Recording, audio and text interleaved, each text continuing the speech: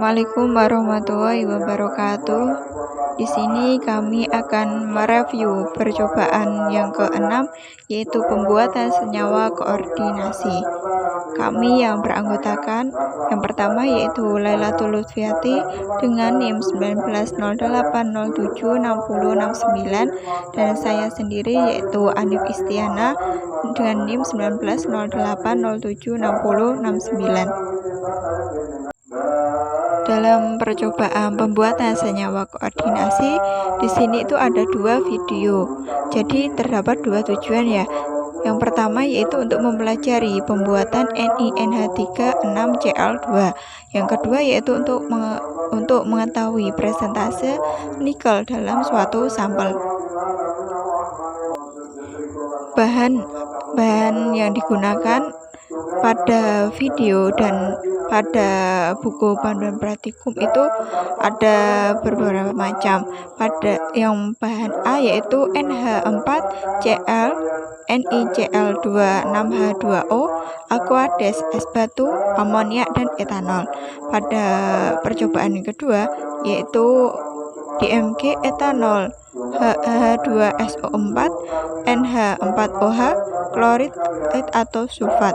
Namun di sini ada perbedaannya dari di video praktikum dan di buku panduan praktikum, yaitu perbedaannya yaitu NiSO4 Ki H2O2 3%. Selanjutnya yaitu langkah kerja yang pada video A dan B. Kemudian tujuan dan maksud dari setiap langkah dari hasil pengamatan tersebut. Yang pertama yaitu menyiapkan larutan amoniak klorida dari 4 gram NH4Cl dengan 10 ml air. Fungsinya yaitu agar padatan NH4Cl dapat larut. Kemudian hasil pengamatannya, larutan NH4Cl menjadi berwarna keruh. Kemudian dimasukkan 5 gram NiCl6 6H2O dalam gelas beker, lalu menambahkannya dengan 3,4 ml Aquades. Kemudian diaduk ya. Kemudian itu fungsinya untuk agar padatan NiCl6 6H2O dapat larut, sehingga hasil pengamatannya menghasilkan larutan NiCl6 6H2O yang berwarna hijau bening. Kemudian ditambahkan dengan 5 ml amonium klorida yang telah disiapkan sebelumnya, kemudian itu dikocok-kocok. Kemudian fungsinya untuk menghasilkan larutan senyawa koordinasi. Dari pengamatannya tidak ada perubahan warna, tetap larutan berwarna hijau bening. Kemudian ditambahkan dengan 10 ml larutan amoniak dan lalu dikocok. Fungsinya yaitu sebagai katalis dalam pembuatan dalam suasana basah. Hasil pengamatannya, larutan mula-mulanya berwarna hijau berubah menjadi berwarna biru dan menghasilkan endapan. Endapan meningkat jika ditambahkan amonium klorida. Larutan campuran sedikit memanas pada suhu 38 derajat Celcius. Langkah selanjutnya yaitu dinginkan larutan dengan es batu hingga berbentuk endapan. Fungsinya untuk meningkatkan jumlah endapan. Hasil pengamatan, suhu pada larutan menurun, terjadi perubahan warna menjadi biru pekat. Kemudian saring endapan tersebut dengan kertas saring, dan sisa-sisa endapan pada gelas beker larutan dengan larutan amoniak. Fungsinya yaitu untuk memisahkan endapan dari firtannya. Dan hasil pengamatannya adanya endapan berwarna biru keunguan. Kemudian langkah selanjutnya yaitu pada proses penyaringan, endapan yang terjebak dalam kertas saring tambahkan dengan larutan amoniak dan etanol. Fungsinya yaitu untuk mempercepat proses pengiringan setelah pencucian dan pembersihan dari zat pengotor. Didapatkan kristal yang semakin bersih. Kemudian keringkan endapan yang terbentuk pada suhu 50 derajat Celcius. Tujuannya yaitu untuk mengurangi kadar air pada kristal agar terbentuk kristal yang sempurna. Hasil pengamatannya, kristal mengering dan berwarna ungu. Kemudian terbentuklah kristal HK nikel 2 klorida, lalu cuci endapan tersebut. Tujuannya untuk melakukan uji keberadaan ion nikel pada larutan. Hasil pengamatannya dihasilkan larutan biru keunguan ada endapannya. Yang terakhir yaitu terbentuk kristal Hk nikel 2 klorida 73% sebanyak 3,59 gram. Dan hasil pengamatannya yaitu diperoleh kristal berwarna ungu yang mengandung nikel. Selanjutnya yaitu langkah percobaan pada video kedua, yaitu pertama menyiapkan larutan nikel dalam Erlenmeyer.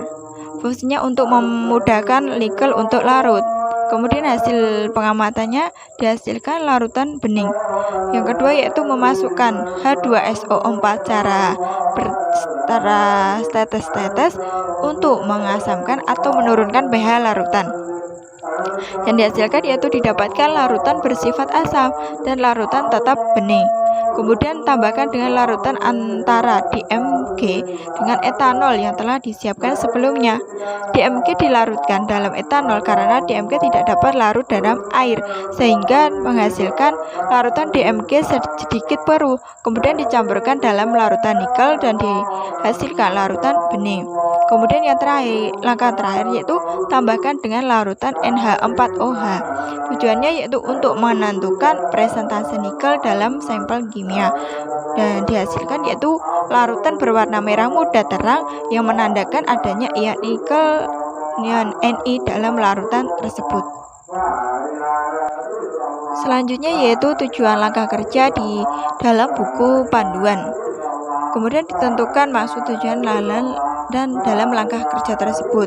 Langkah kerja yang berada di dalam buku panduan yang pertama yaitu 1 gram NiSO4 NiSO4 6H2O ke dalam 5 ml air dalam gelas beker.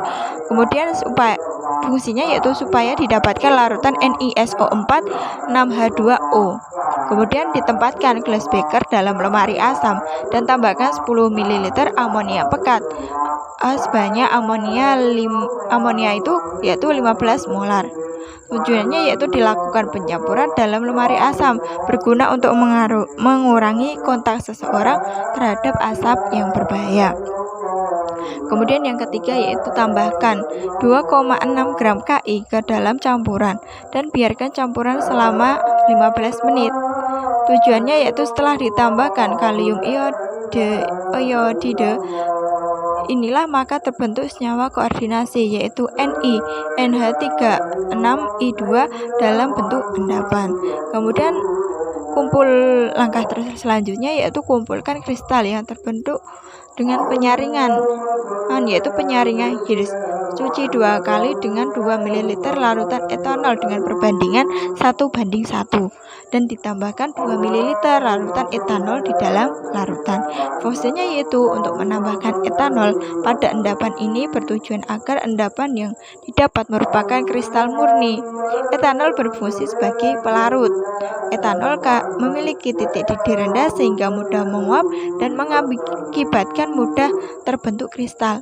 Etanol tidak bereaksi dengan endapan yang didapatkan. Kemudian langkah selanjutnya, keringkan kristal pada udara terbuka selama beberapa menit. Fungsinya supaya kristal itu membentuk kristal padatan yang sempurna.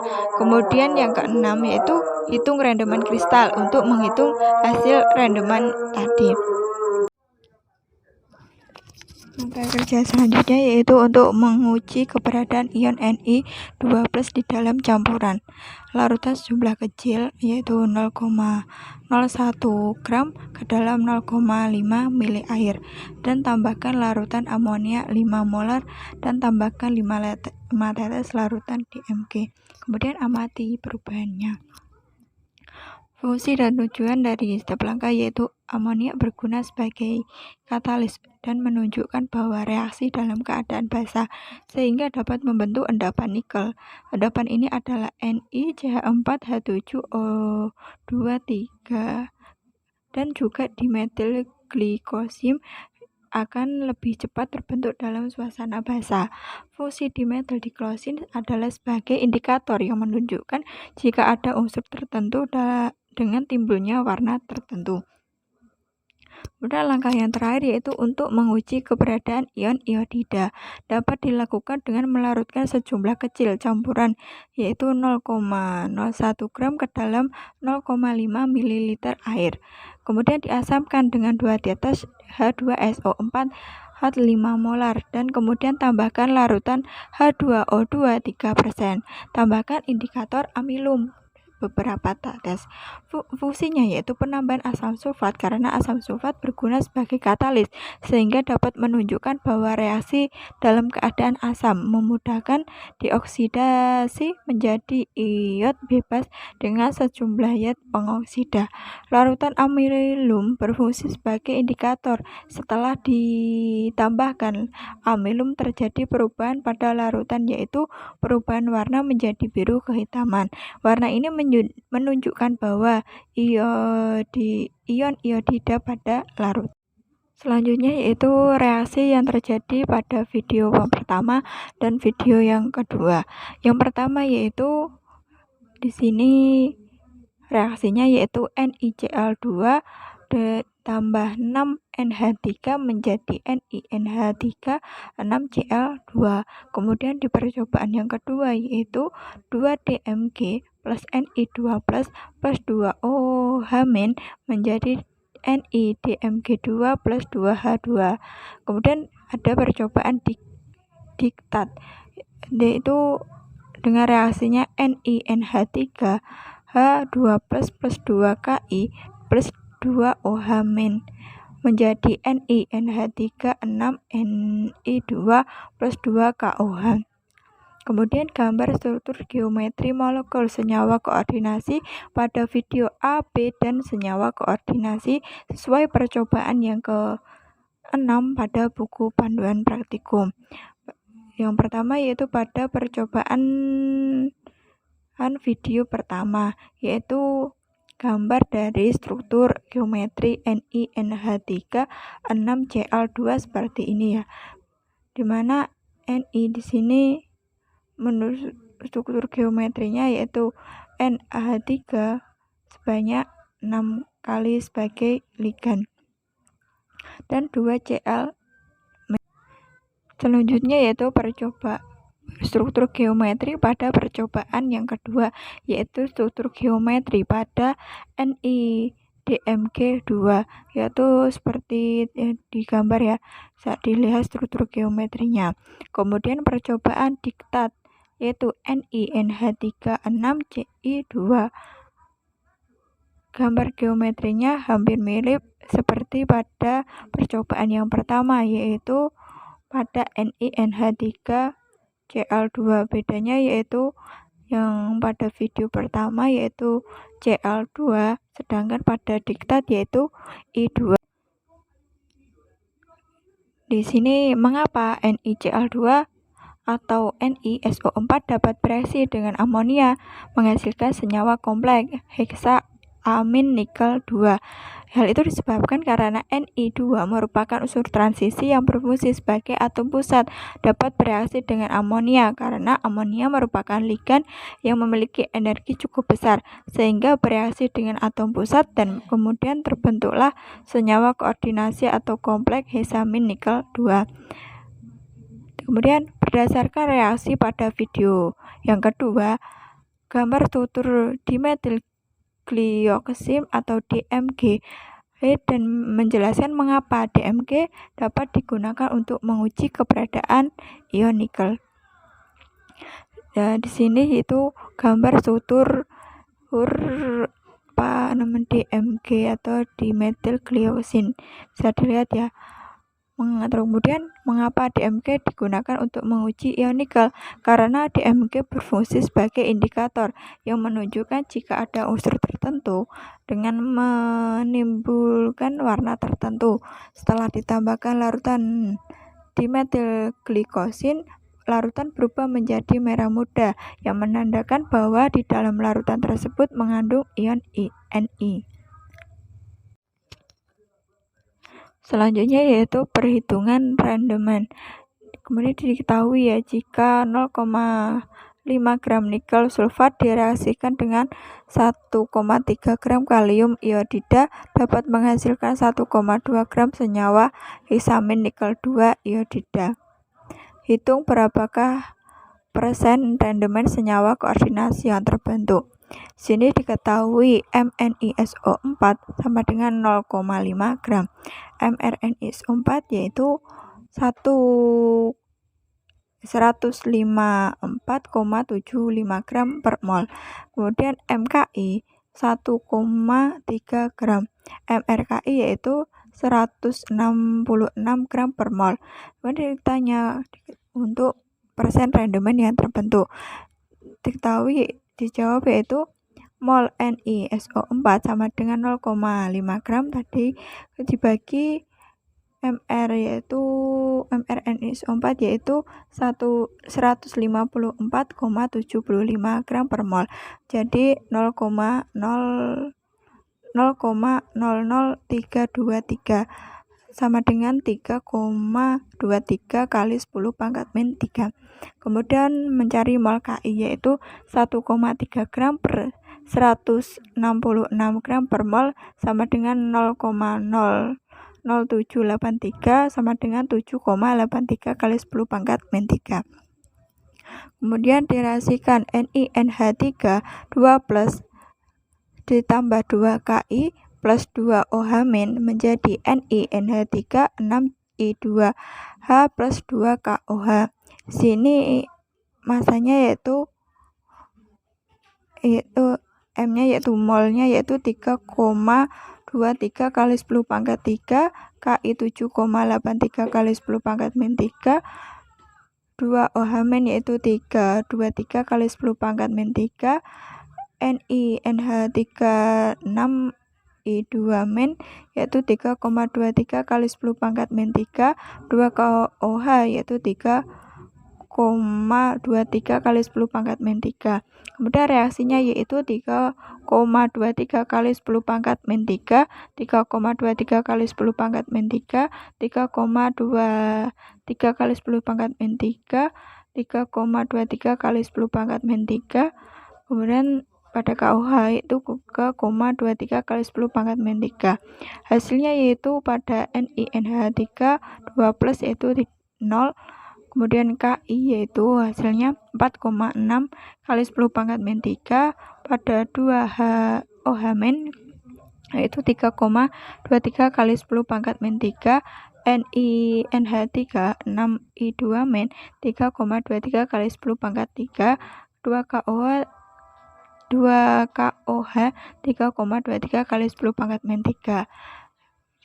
Untuk kemudian M teori dari NiNH3 6I2 yaitu mol kali Mr yaitu 3,23 kali 10 pangkat min 3 dikali 414,69 gram per mol sama dengan yaitu 1,339 gram. Hasil rendemennya yaitu massa sampel dibagi massa teoritis dikali 100% yaitu 1,2 gram per 1,339 gram dikali 100% yaitu hasilnya 89,61%. Jadi disimpulkan dari percobaan tersebut yaitu pertama yaitu metode yang digunakan dalam pembuatan senyawa koordinasi NiNH3 6Cl2 adalah secara kristalisasi. Kemudian timbulnya warna biru kehitaman setelah ditambahkan indikator amilum pada uji iodida menunjukkan adanya ion iodida pada larutan tersebut, sedangkan timbulnya warna merah muda pada reaksi akhir pengujian ion nikel menandakan bahwa adanya ion nikel. Kemudian kristal NiNH3 6Cl2 yang dihasilkan adalah sebanyak 3,59 gram.